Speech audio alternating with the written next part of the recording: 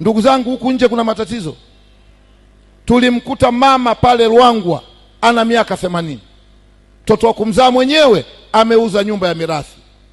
Lakini Samia Legal Aid masaa mawili aliyenunua nyumba alisalenda, mtoto alikili, mama akarudishiwa nyumba. Mama yule ukimkuta leo ni kijana kuliko mke wangu. Kwa hiyo hii Samia Legal ina maana kubwa. Na ndio maana kuna utawala bora. Nyinyi ndio mnaokwenda kutawala. Mkitawala, nendeni mkatawale kwa haki.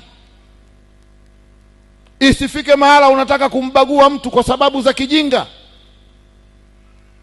Ukitoka kwenye utawala bora kuna utatuzi wa migogoro. Iko migogoro mingine haina sababu ya kufika mahakamani. Nyinyi madiwani, nyinyi wenye viti, nyinyi wajumbe, mnaweza kukaa mkatatua tatizo. Mahakamani njoo urudi, kesi ya kutatua leo inakaa miaka 3. Nendeni mkatatue migogoro, mingine haina sababu.